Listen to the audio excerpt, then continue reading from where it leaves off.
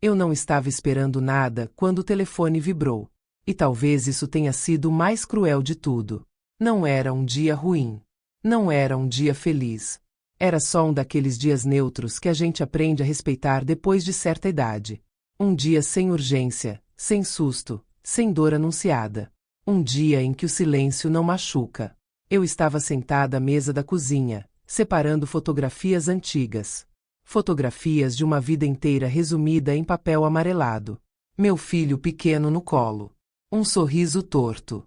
Um tempo em que eu ainda acreditava que amor bastava para sustentar tudo. O telefone vibrou. Grupo da família. Aquele grupo que quase nunca servia para conversa de verdade. Só mensagens genéricas. Bom dia com florzinha. Parabéns atrasado. Vídeos que ninguém assiste até o fim. Abri sem pressa. Sem medo. Sem desconfiança. E ali, em poucas palavras frias, estava a frase que me apagou. Achamos que é melhor que a mamãe se afaste por enquanto. Li devagar. Uma vez. Depois outra. Depois mais uma, tentando reorganizar as letras, como se mudar a ordem pudesse mudar o sentido. A mamãe. Não meu nome. Não minha história. Não tudo o que eu fui. A mamãe. Como se eu fosse uma função. Como se eu fosse um item de agenda que pode ser adiado. Como se eu fosse um peso que se tira dos ombros quando incomoda. Meu corpo ainda não tinha reagido. Meu coração ainda não tinha entendido. Foi então que eu vi. O joinha. Um joinha azul. Pequeno. Rápido. Impessoal. Minha nora reagiu com um joinha. E naquele instante, algo se quebrou dentro de mim de um jeito que não tem conserto. Não foi o pedido de afastamento. Não foi o silêncio dos outros parentes no grupo. Foi aquele gesto mínimo, quase automático, que gritou mais alto do que qualquer palavra. Aquilo não era dor. Aquilo era desprezo. Se você está ouvindo essa história agora, pare um segundo. Respira comigo. E me diz nos comentários o que você sentiu até aqui, porque histórias assim não se escutam em silêncio. E se você não se inscrever agora no Afonso Story, você vai perder histórias que podem te salvar de se apagar como eu me apaguei por anos. Eu respirei fundo. Não respondi imediatamente. Não porque eu estivesse em choque, mas porque eu queria que cada palavra fosse uma escolha consciente, não uma explosão emocional. Quando voltei ao telefone, minhas mãos estavam firmes. Meu coração, não. Escrevi que entendia. Escrevi que respeitaria o pedido. Escrevi que me afastaria. E escrevi também que, junto comigo, se afastariam os pagamentos. A hipoteca da casa. As transferências mensais de $5.000. O conforto que eu bancava em silêncio e que nunca foi reconhecido. Enviei. Virei o telefone com a tela para baixo. E naquele momento, eu não chorei. Porque às vezes o choro só vem depois que a ficha cai. E a minha ainda estava despencando. Alguns minutos depois, o telefone começou a vibrar. Depois vibrou de novo. Depois não parou mais. Eu não olhei. Porque eu sabia exatamente o que estava acontecendo do outro lado. Eu sempre soube. O pânico não vinha da minha ausência. Vinha da conta que não ia mais cair. E isso doeu mais do que qualquer xingamento poderia doer. Ali, sentada naquela cozinha que eu pagava com meu próprio esforço, eu entendi uma coisa que demorou décadas para ficar clara. Meu valor nunca esteve na minha presença. Nunca esteve no meu carinho. Nunca esteve na minha história. Meu valor, para eles, estava no que eu pagava. E quando esse valor some, a pessoa também some. Se essa frase te incomodou, fica comigo. Se inscreve no Afonso Story, porque aqui a gente conta histórias que doem, mas libertam. Enquanto o telefone vibrava sem parar, eu olhei ao redor da cozinha. A mesa simples. As cadeiras antigas. As marcas de uso. Tudo aquilo era fruto do meu trabalho, da minha renúncia, da minha vida inteira dedicada a sustentar alguém além de mim. E ali, naquele silêncio cortado apenas pela vibração insistente do telefone, eu senti algo raro. Não foi alívio. Não foi alegria. Foi clareza. E clareza dói. Porque clareza te obriga a enxergar o que você passou anos fingindo que não via. Eu percebi que aquela mensagem não tinha surgido do nada. Ela era o resultado de anos de pequenas concessões, de silêncios engolidos, de limites nunca colocados. Era o resultado de eu ter confundido amor com obrigação. E aquela frase, se afaste por enquanto, não era sobre espaço emocional. Era sobre conveniência. Eles queriam distância sem perder o benefício. Queriam silêncio sem perder o conforto. Queriam o dinheiro sem a presença. Mas naquele dia, pela primeira vez em muito tempo, algo mudou. Eu não implorei. Eu não discuti. Eu não me expliquei. Eu simplesmente respeitei o pedido por completo. E se você acha que isso foi fácil, fica comigo até o fim dessa história.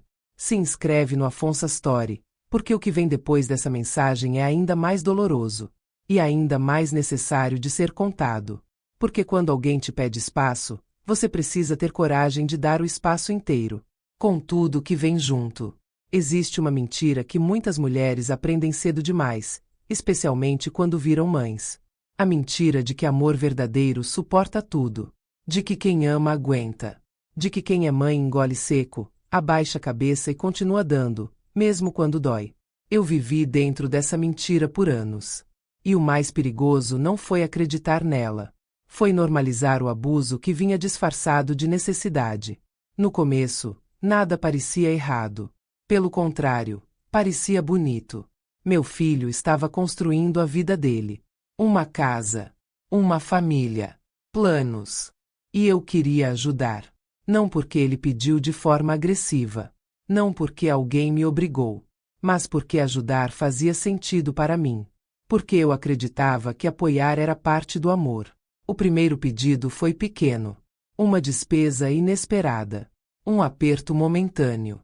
Eu paguei sem pensar duas vezes. O segundo veio pouco tempo depois. Uma ajuda extra. Algo provisório. Eu paguei de novo.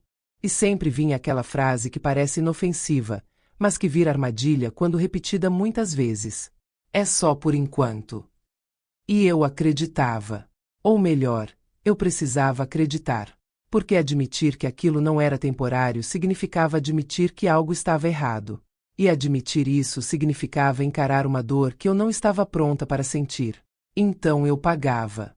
Pagava enquanto o contato diminuía. Pagava enquanto os convites rareavam. Pagava enquanto as respostas ficavam curtas. O dinheiro fluía. O afeto travava. E isso aconteceu devagar, quase sem barulho. Como ferrugem. Ninguém acorda um dia e percebe que virou caixa eletrônico da própria família.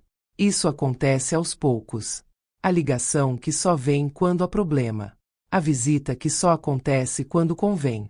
O carinho que aparece apenas depois da transferência. E eu fui aceitando. Porque eu achava que era isso que mães faziam. Que esse era o preço do amor. Se você já sentiu isso na sua vida, fica comigo. Se inscreve no Afonso Story, porque histórias como essa não são raras. Elas só são pouco contadas. Com o tempo, ajudar deixou de ser exceção. Virou obrigação silenciosa. Eu já sabia, antes mesmo do pedido, quando o telefone tocava em certos horários.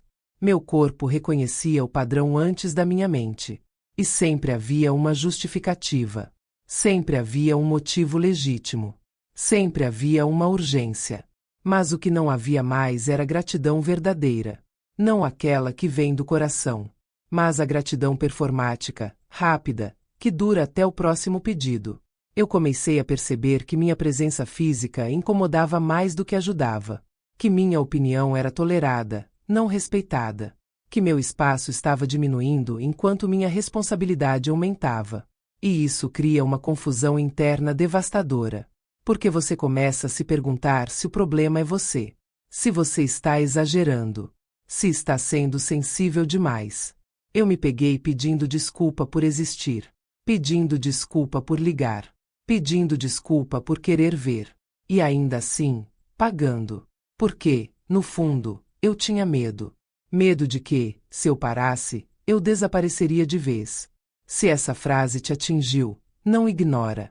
Se inscreve no Afonso Story, porque reconhecer isso cedo pode mudar sua vida. Com o tempo, o dinheiro deixou de ser ajuda e virou estrutura. Eles contavam com ele. Planejavam com base nele. Viviam como se ele fosse garantido. E eu percebi isso tarde demais. Percebi quando minhas necessidades começaram a ser adiadas. Quando eu passei a economizar comigo para manter o conforto deles. Quando meus limites deixaram de existir. Eu dizia a mim mesma que era temporário. Que depois melhorava. Que quando tudo estivesse organizado, eu voltaria a ser apenas mãe, não patrocinadora. Mas nada melhorava. Quanto mais eu dava, menos eu recebia. Quanto mais eu sustentava, menos eu era vista. E isso corrói por dentro. Porque você começa a sentir raiva de quem ama. E culpa por sentir essa raiva. É um conflito silencioso que te adoece. Se você sente que essa história está ficando pesada, confia em mim. Ela precisa ser pesada. E se você não se inscrever no Afonso Story, você vai perder histórias que colocam palavras em dores que muita gente sofre calada. O que eu ainda não entendia naquele momento era que aquela mensagem no grupo da família não foi um impulso. Não foi um erro de comunicação. Não foi um mal-entendido. Ela foi o resultado lógico de anos em que eu aceitei menos respeito em troca de mais responsabilidade.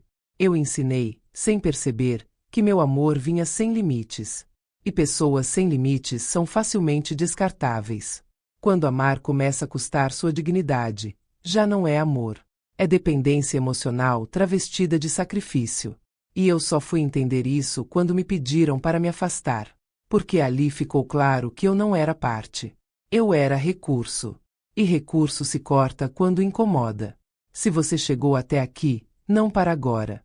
Se inscreve no Afonso Story, porque o que vem a seguir é o momento em que tudo muda.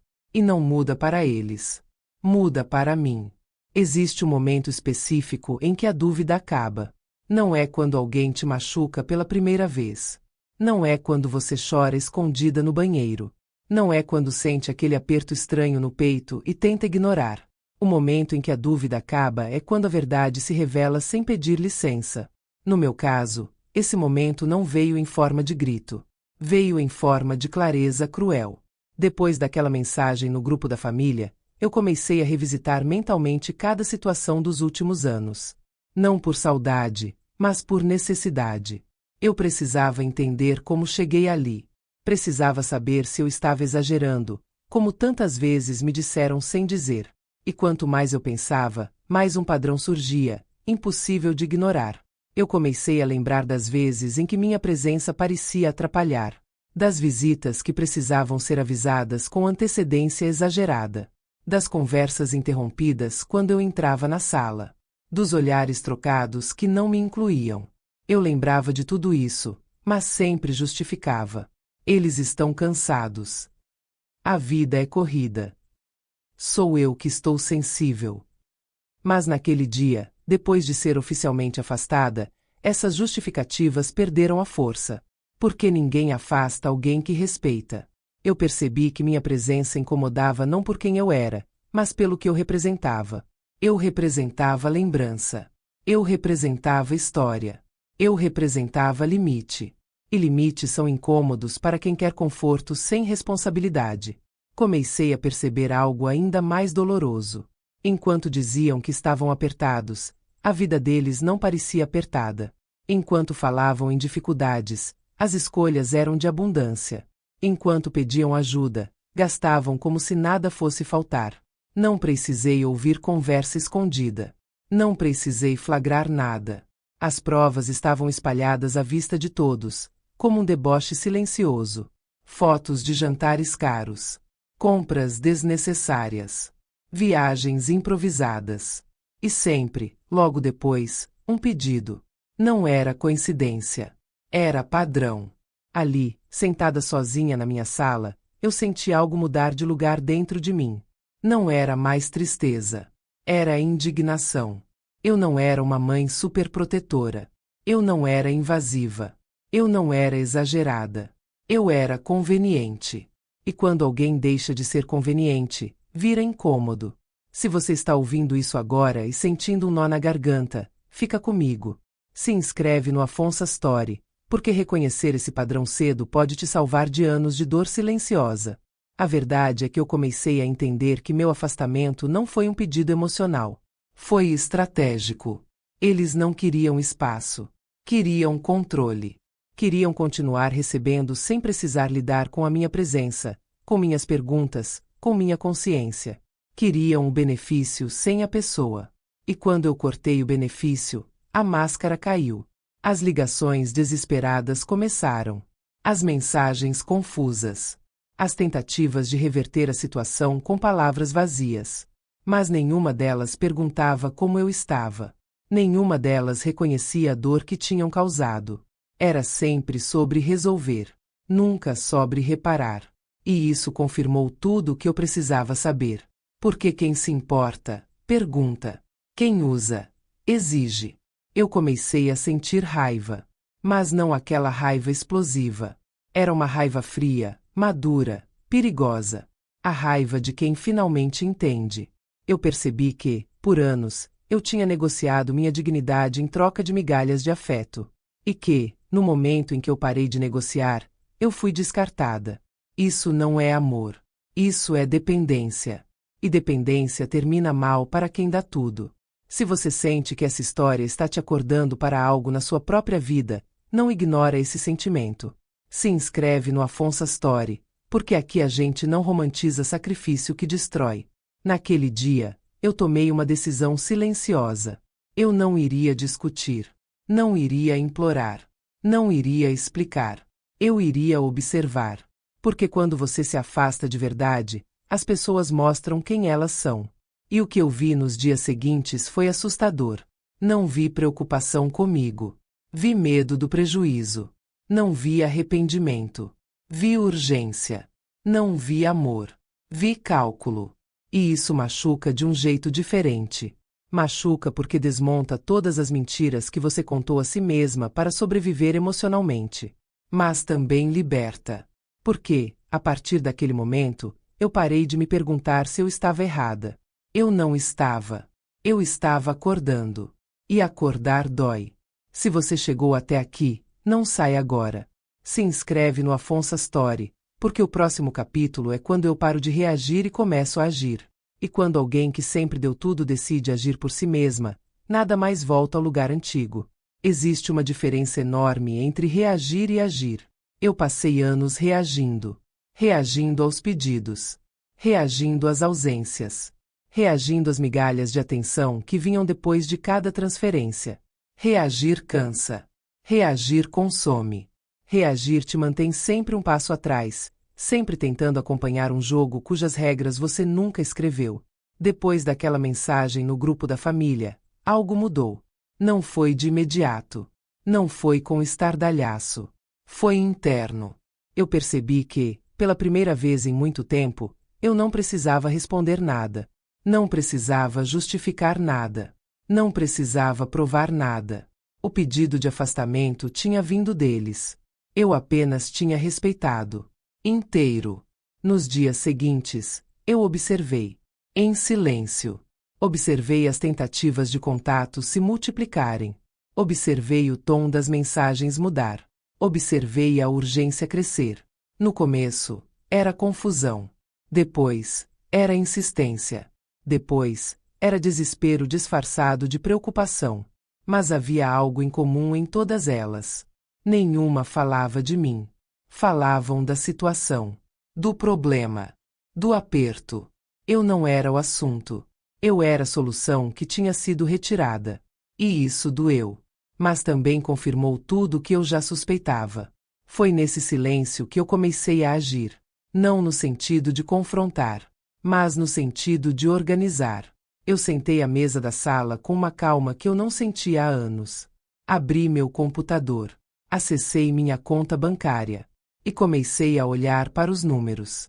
Transferência por transferência. Mês por mês. Ano por ano. Tudo o que eu tinha dado achando que era ajuda temporária. Tudo o que eu tinha enviado acreditando que era amor em forma prática. Escrever os valores por extenso foi quase terapêutico. $5.000 por mês. Depois mais. Depois ainda mais. Quando terminei de listar tudo, eu senti um nó no estômago. Não era só dinheiro. Era tempo de vida. Horas trabalhadas. Planos adiados. Cuidados comigo mesma deixados para depois. E tudo isso tinha sido entregue sem contrato, sem garantia, sem respeito. Ali eu entendi algo essencial. Eu não era fraca por ter ajudado. Eu era ingênua por não ter colocado limites. E limites não são castigo. São proteção. Eu comecei a separar documentos, comprovantes, mensagens antigas.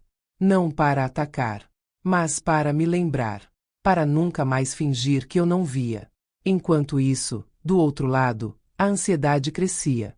As mensagens ficavam mais longas. As chamadas mais frequentes. E eu continuava em silêncio.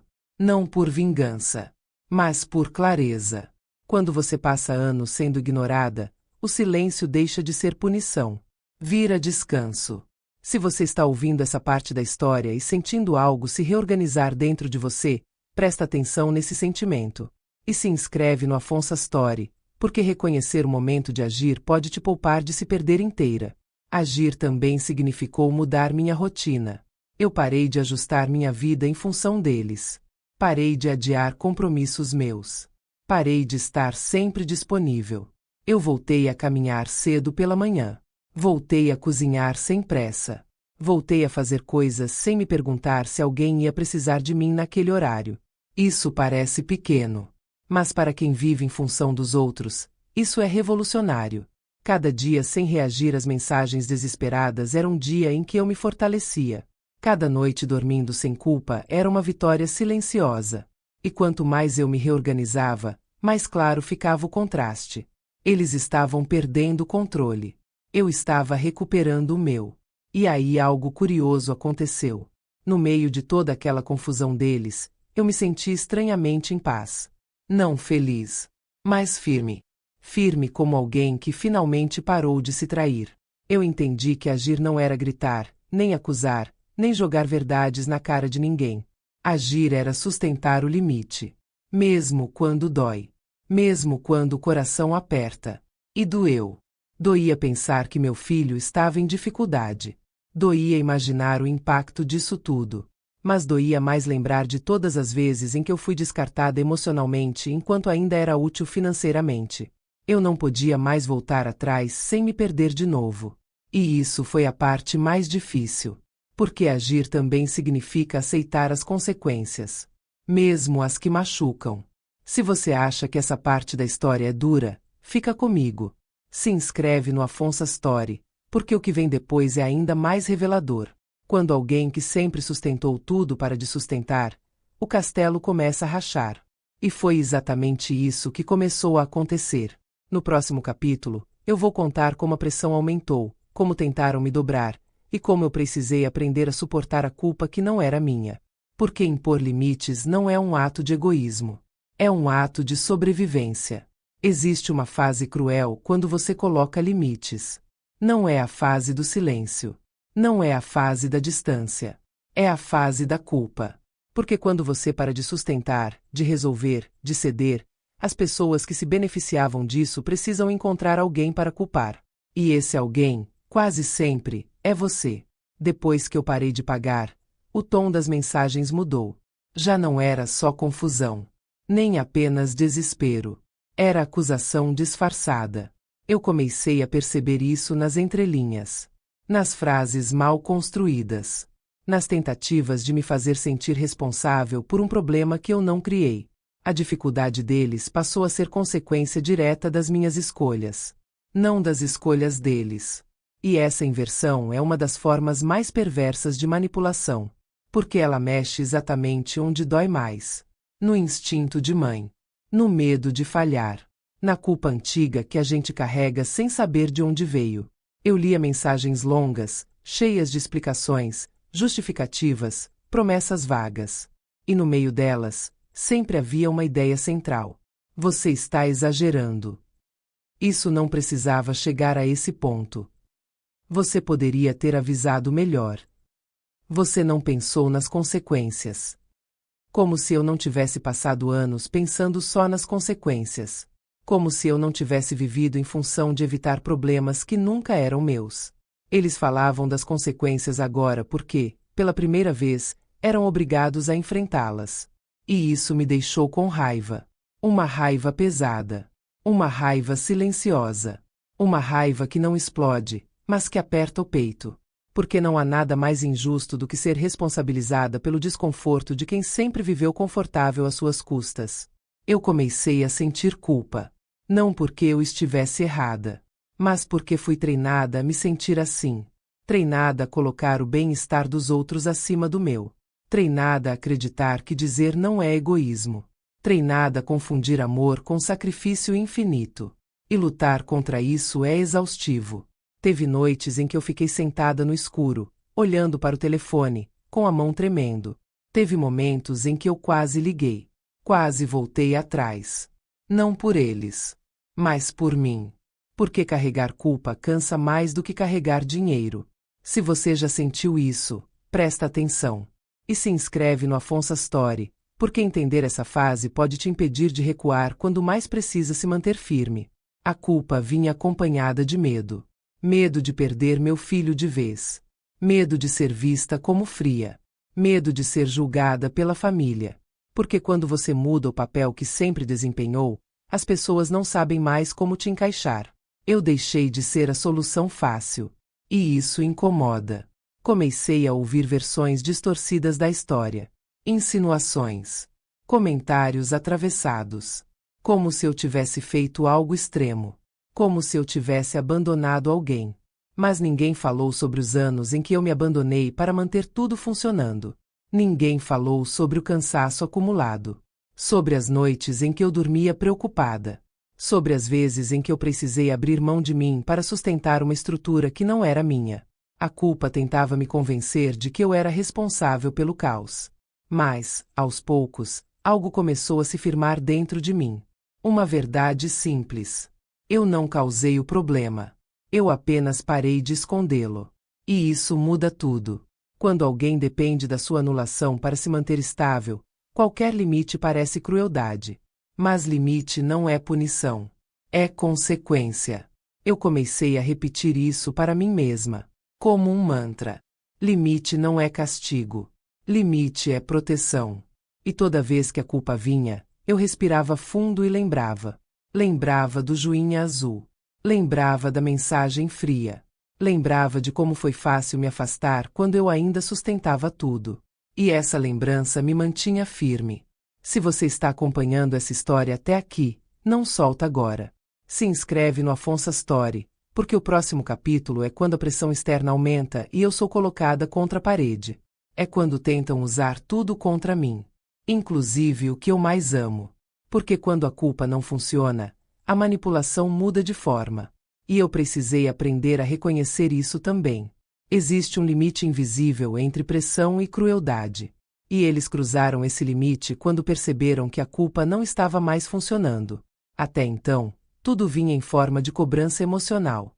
Mensagens longas. Explicações cansadas. Tentativas de me convencer de que eu estava exagerando. Mas quando perceberam que eu não cedia, o jogo mudou. E mudou para o lugar mais baixo possível.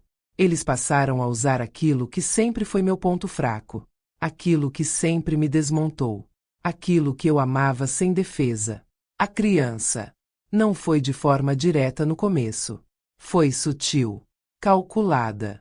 Pequenos comentários jogados ao acaso. Frases soltas que pareciam inocentes, mas carregavam veneno. Eu comecei a ouvir que a criança estava sentindo minha falta. Que estava confusa. Que perguntava por mim. E cada vez que essas palavras chegavam até mim, algo se rasgava por dentro. Porque não existe dor maior do que amar alguém e saber que esse amor está sendo usado como moeda. Eu comecei a me perguntar se eu estava sendo injusta. Se eu estava machucando quem não tinha culpa de nada. E essa dúvida é devastadora.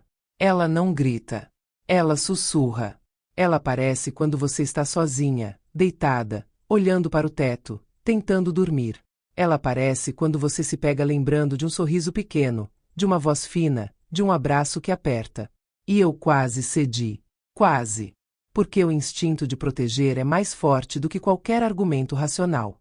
Mas foi exatamente nesse momento que eu precisei parar e pensar com clareza. Quem estava colocando aquela criança nessa posição não era eu. Quem estava criando esse sofrimento não era eu. Eles estavam usando o amor como chantagem. E isso me deixou com uma raiva diferente de todas as outras. Não uma raiva explosiva, mas uma raiva fria, firme, que não admite negociação. Porque usar o que alguém ama para forçar uma decisão não é pedido. É manipulação. E eu me recusei a participar disso. Se você está ouvindo isso agora e sentiu um aperto no peito, presta atenção. Se inscreve no Afonso Story, porque reconhecer esse tipo de manipulação é o que impede muitas pessoas de serem destruídas emocionalmente. Eu precisei aceitar algo muito difícil. Que proteger aquela criança não significava ceder.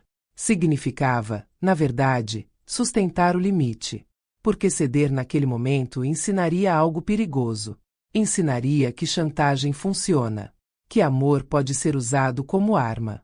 Que limites existem apenas até alguém sofrer o suficiente. E eu não podia permitir isso. Não por mim, mas por ela. Eu entendi que, se eu cedesse, o ciclo nunca acabaria. Hoje seria o dinheiro. Amanhã seria outra coisa. Sempre haveria algo ameaçado para me manter presa. Então eu aguentei. Aguentei a dor de ouvir que alguém que eu amo estava sofrendo. Aguentei o peso de ser vista como a vilã. Aguentei o silêncio pesado que veio depois. Porque às vezes, amar de verdade exige coragem para dizer não. E dizer não para quem você ama é uma das coisas mais difíceis que existem. Eu comecei a perceber algo importante.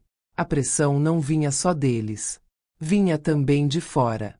Pessoas que não sabiam metade da história começaram a opinar, a sugerir, a julgar. Sempre com frases prontas. Mas é seu filho. Mas é só uma fase. Mas você não acha que está indo longe demais? Essas frases são perigosas. Porque elas ignoram contexto. Ignoram histórico. Ignoram dor. Elas colocam todo o peso da reconciliação em quem sempre sustentou tudo. E eu estava cansada de carregar peso sozinha. Eu não precisava explicar minha decisão para o mundo. Eu precisava sustentá-la para mim. E foi isso que eu fiz. Cada dia que passava sem eu ceder era um dia em que eu me fortalecia um pouco mais. Cada noite em que eu dormia sem responder mensagens era uma vitória silenciosa. Não porque eu queria puni-los, mas porque eu precisava me preservar. Eu comecei a entender que limite não é ausência de amor. É presença de respeito. E respeito não se implora. Se estabelece. Se você está acompanhando essa história até aqui, não solta agora. Se inscreve no Afonso Story, porque o próximo capítulo é quando a situação deles começa a ruir de verdade. É quando as consequências aparecem de forma concreta. Quando o castelo começa a desmoronar. E eu sou obrigada a encarar algo que eu nunca imaginei ter forças para enfrentar. Porque sustentar limites é difícil. Mas assistir às consequências deles é ainda mais.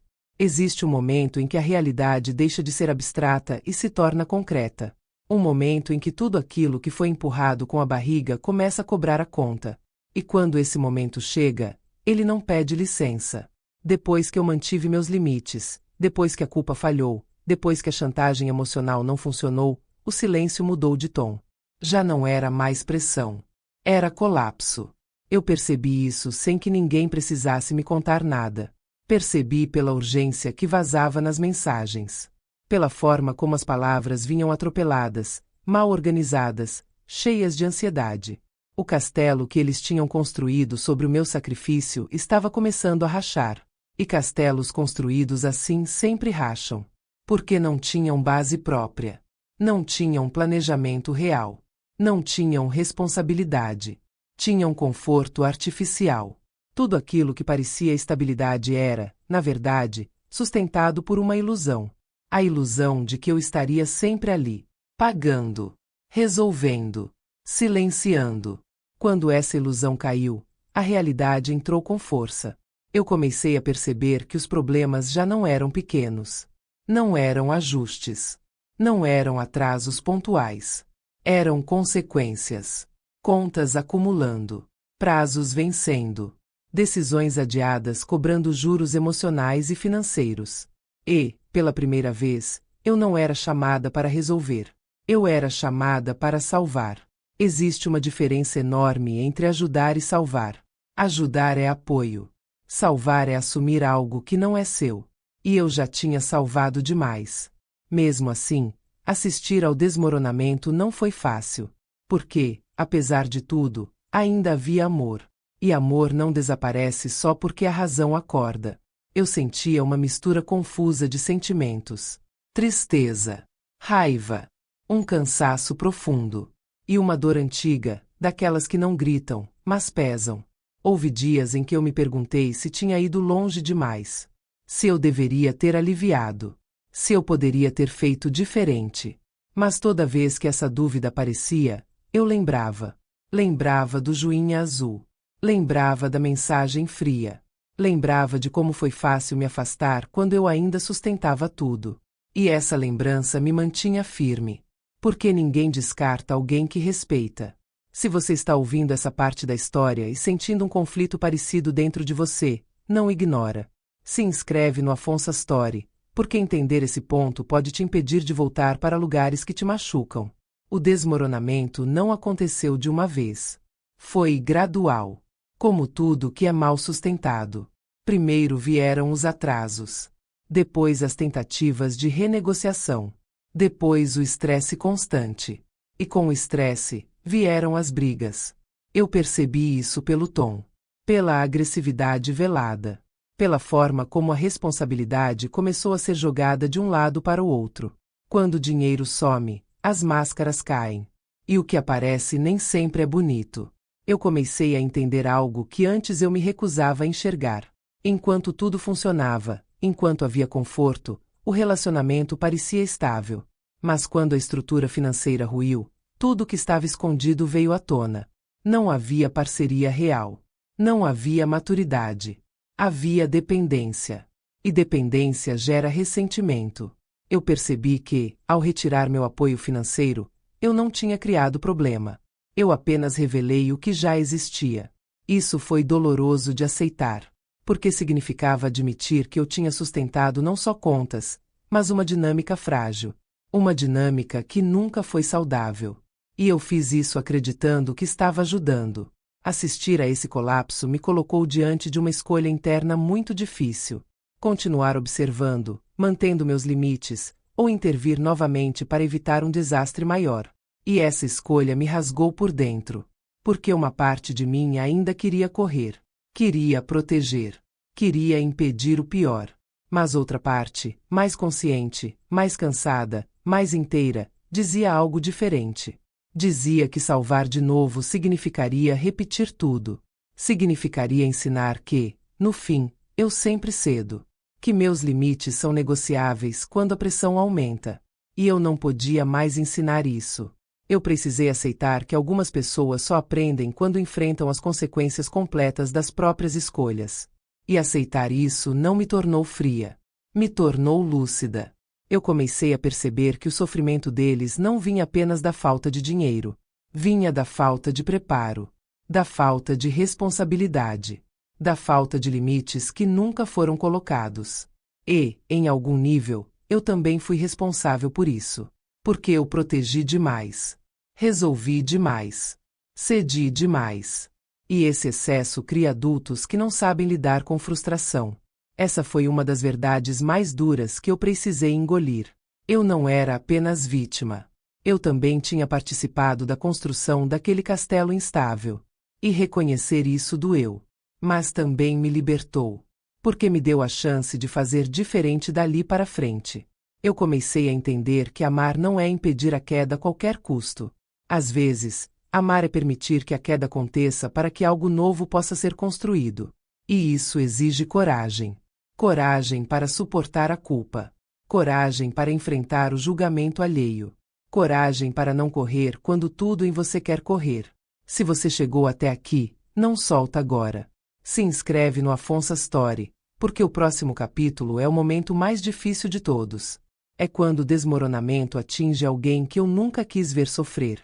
E eu preciso decidir até onde vai o meu limite.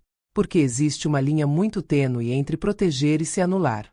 E eu estava prestes a caminhar exatamente sobre ela. Existe um tipo de dor que não grita. Ela não explode. Ela não faz cena. Ela se instala.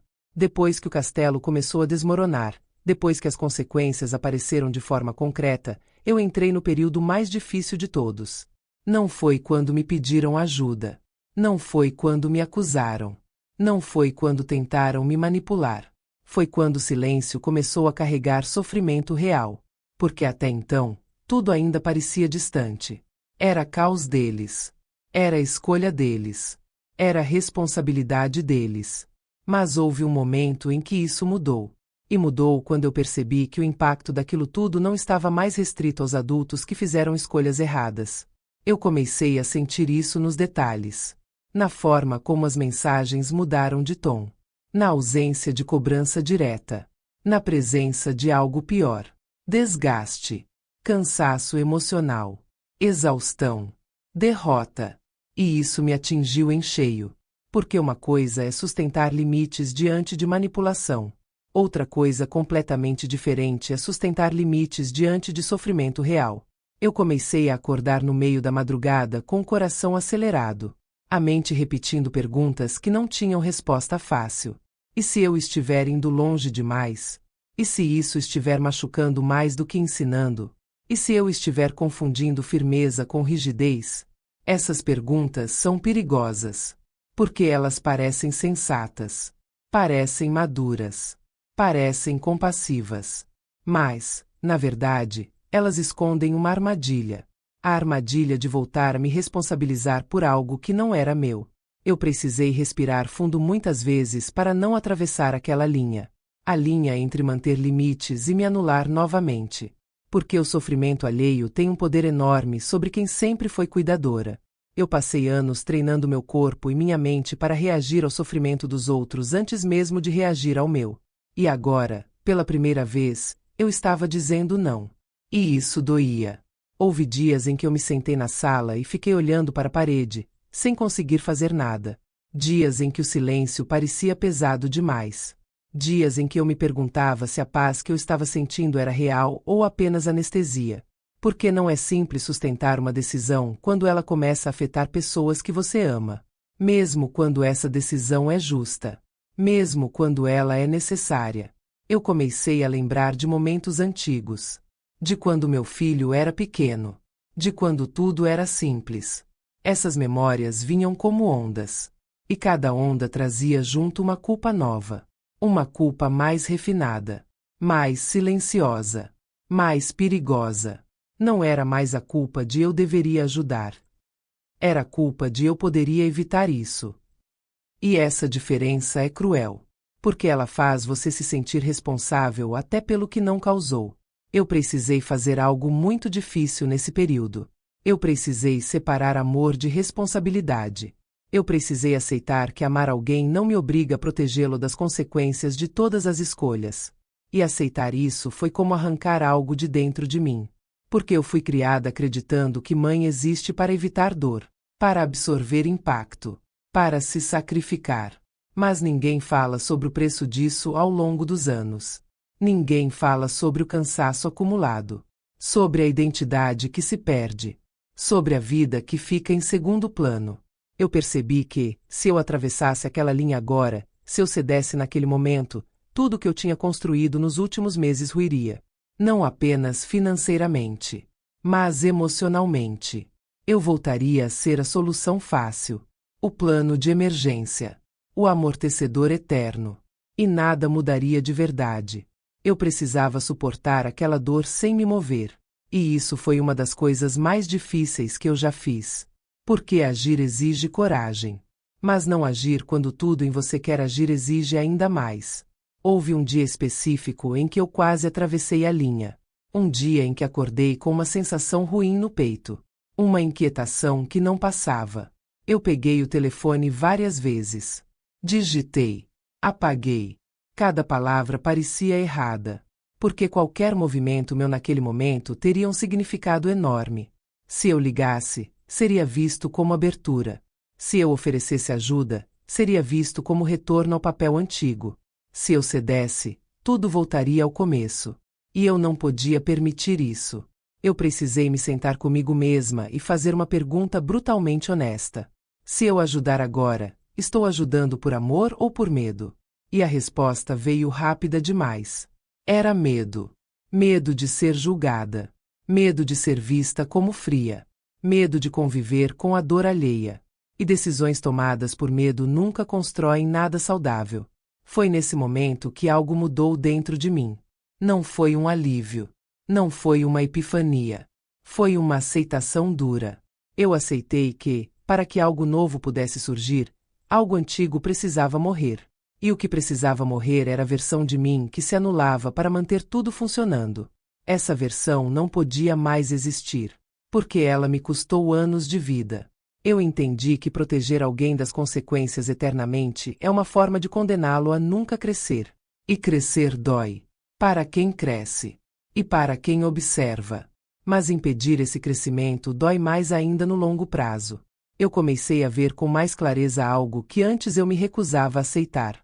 Que o sofrimento que eu estava presenciando não era causado pela minha ausência. Era causado por escolhas acumuladas ao longo do tempo. Escolhas de viver acima das possibilidades. Escolhas de depender. Escolhas de evitar responsabilidade. E nenhuma dessas escolhas foi minha. Eu apenas parei de amortecer o impacto. E isso não me tornava cruel. Me tornava justa. Houve noites em que eu chorei sozinha. Chorei não de arrependimento, mas de luto. Luto pela mãe que eu fui. Pela mulher que eu deixei de ser. Pela ilusão de que amor resolve tudo. Mas, junto com esse luto, veio algo novo. Respeito por mim mesma. Um respeito que eu nunca tinha exercido de verdade. Eu comecei a perceber que, apesar da dor, eu estava mais inteira do que jamais tinha sido. Mais consciente. Mais presente. Mais firme. E isso me assustou um pouco. Porque ser inteira exige responsabilidade consigo mesma. Não há mais como fingir que não vê. Não há mais como voltar atrás sem se trair. Eu estava chegando perto do fim de um ciclo. E eu sabia que o próximo passo seria definitivo. No próximo capítulo, eu vou contar sobre o momento em que tudo se resolve. Não de forma perfeita. Não sem cicatrizes. Mas de forma honesta. Porque algumas histórias não terminam com final feliz. Terminam com final verdadeiro. Existe uma ideia muito popular sobre finais. A ideia de que tudo precisa terminar bem. Com abraços. Com reconciliações completas. Com promessas de mudança. Mas a verdade é que nem todo fim é feito para confortar.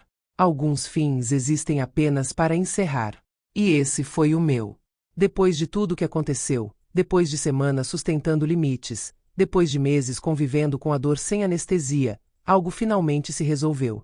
Não de forma dramática. Não com grandes declarações. Mas com uma clareza que não deixa espaço para dúvidas.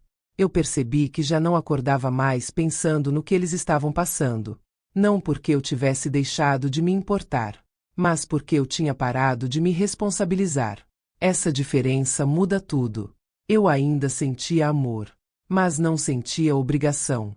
Eu ainda sentia preocupação, mas não sentia culpa. E isso foi o sinal mais claro de que algo dentro de mim tinha se transformado de verdade. O fim começou de forma simples. O silêncio se alongou. As mensagens rarearam. As tentativas cessaram. Não porque tudo tinha se resolvido do lado de lá, mas porque tinham entendido que eu não voltaria ao papel antigo. E aceitar isso deve ter sido difícil para eles. Mas para mim, foi libertador. Eu comecei a observar minha vida com outros olhos. Coisas pequenas passaram a ter peso. O café da manhã sem pressa. O descanso sem ansiedade. A ausência de expectativa. Eu não precisava mais estar alerta. Não precisava mais prever problemas. Não precisava mais ser o plano de emergência de ninguém. E isso me deu um tipo de paz que eu nunca tinha conhecido. Não aquela paz barulhenta, cheia de felicidade artificial. Mas uma paz silenciosa, sólida. A paz de quem parou de se trair. Eu entendi que o fim daquela dinâmica não significava o fim do amor. Significava o fim da exploração. E existe uma diferença enorme entre essas duas coisas. O amor que exige anulação não é amor. É dependência. E dependência sempre cobra um preço alto demais. Eu comecei a perceber que, durante anos, eu tinha confundido minha função com minha identidade. Eu era mãe, então eu precisava dar. Eu era apoio, então eu precisava sustentar. Eu era forte, então eu precisava aguentar. Mas em nenhum momento alguém me perguntou quem eu era além disso. E eu também não me perguntei. Até agora. Esse fim me obrigou a me encarar sem os papéis que eu sempre desempenhei. Sem a função de resolver. Sem a função de proteger. Sem a função de sustentar. E o que sobrou foi uma mulher cansada, sim, mas inteira. Uma mulher que finalmente entendeu que amor próprio não é egoísmo. É sobrevivência. Houve um último momento em que eu quase voltei atrás. Um último impulso. Uma última dúvida. Mas dessa vez, algo foi diferente. Eu não senti urgência. Não senti medo. Não senti culpa. Senti apenas uma pergunta clara. Se eu voltar agora, o que estou ensinando? E a resposta veio firme. Estaria ensinando que limites são temporários. Que o desconforto justifica desrespeito. Que o amor verdadeiro exige sacrifício eterno de um lado só. E eu não podia ensinar isso. Nem para eles. Nem para mim. O fim não veio com pedidos de perdão. Veio com aceitação. Aceitação de que algumas relações só funcionam enquanto uma pessoa se anula. E quando essa anulação acaba, a relação também acaba. E isso não é fracasso. É verdade. Eu não saí dessa história ilesa. Carrego cicatrizes. Carrego lembranças que ainda doem. Mas também carrego algo que nunca tive antes. Respeito por mim mesma. Eu aprendi que dizer não destrói famílias. Destrói ilusões. E algumas ilusões precisam ser destruídas para que a vida continue. Hoje, quando penso em tudo o que aconteceu, não sinto mais raiva. Sinto compreensão. Compreensão de que pessoas fazem o que sabem fazer. E quando não sabem lidar com limites, reagem mal. Mas isso não me obriga a aceitar. Eu também aprendi algo importante. Que perdoar não significa voltar. Que amar não significa sustentar. Que cuidar não significa se perder. E essa talvez tenha sido a maior lição de todas. O fim dessa história não é bonito. Não é cinematográfico. Não é confortável. Mas é honesto. E honestidade vale mais do que qualquer reconciliação falsa. Eu sigo em frente agora sem carregar o peso que não era meu. Sem a culpa que me foi imposta. Sem o medo que me controlou por tanto tempo. Eu sigo em frente como alguém que finalmente escolheu a própria paz. E se existe algo que eu gostaria que ficasse claro, é isso. Você pode amar alguém profundamente e ainda assim dizer basta. Você pode sentir saudade e ainda assim manter distância. Você pode carregar dor e ainda assim escolher a liberdade. Porque amor sem respeito é prisão. E eu escolhi sair. Esse foi o fim da história que começou com uma mensagem fria. Mas foi também o começo de uma vida onde eu não me abandono mais. E isso, para mim, valeu tudo.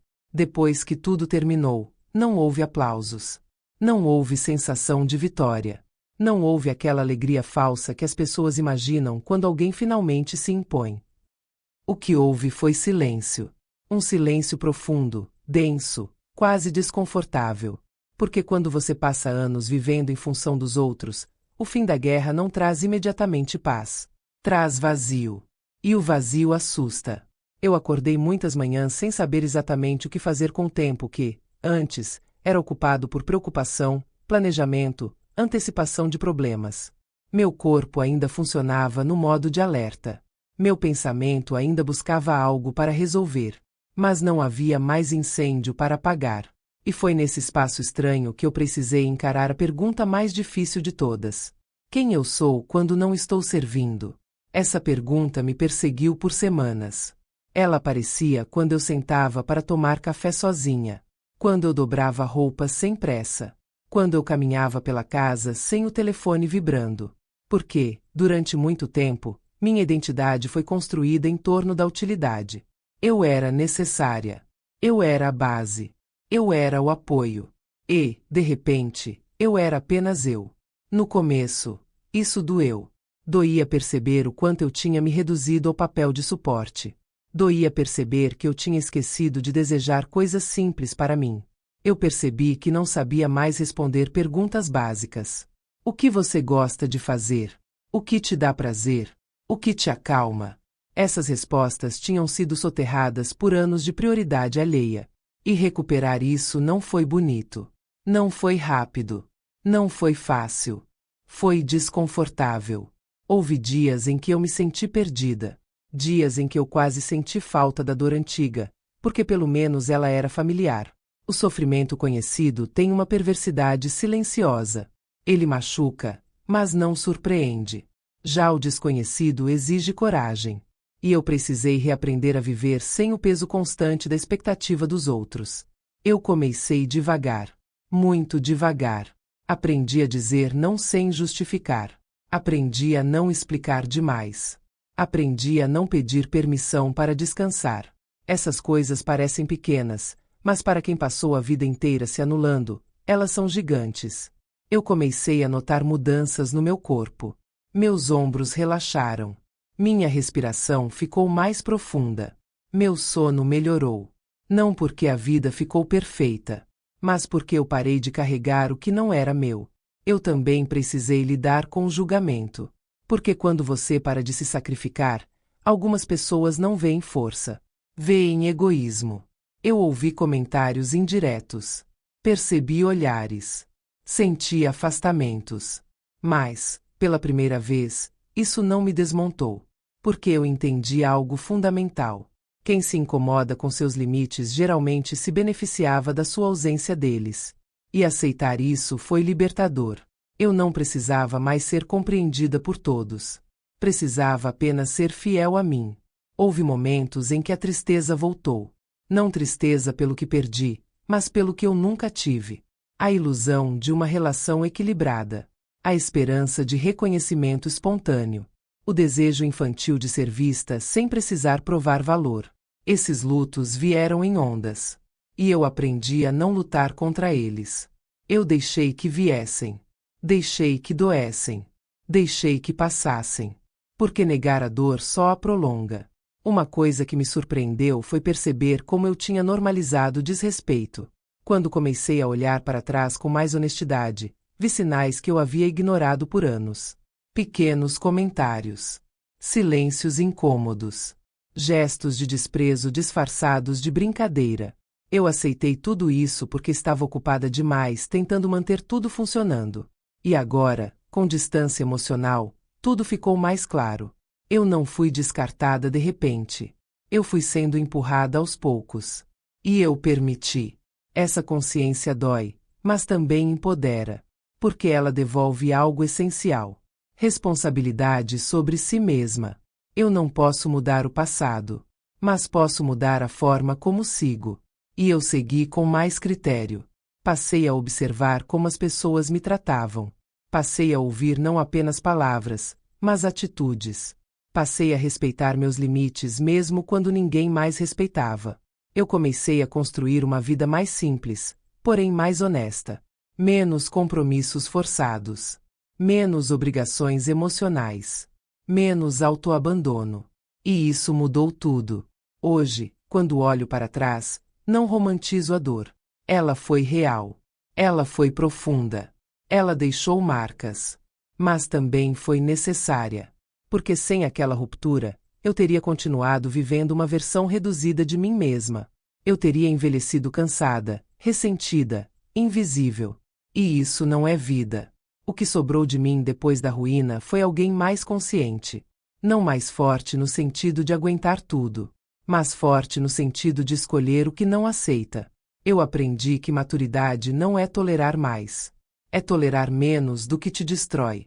Eu também aprendi que nem todo amor merece acesso irrestrito. Existem pessoas que você ama à distância. Pessoas que você deseja bem, mas não permite que entrem novamente na sua intimidade. E isso não é ódio. É sabedoria. Hoje, eu caminho com mais leveza. Não porque tudo esteja resolvido, mas porque eu parei de lutar contra mim. Eu não preciso mais provar nada. Não preciso mais salvar ninguém. Não preciso mais desaparecer para que os outros brilhem. Eu existo. Inteira. imperfeita, consciente. E essa talvez seja a maior vitória de todas. Não reconciliação. Não redenção alheia. Mas reconciliação comigo mesma. O que sobrou de mim depois da ruína foi alguém que aprendeu a se escolher. E isso ninguém mais tira.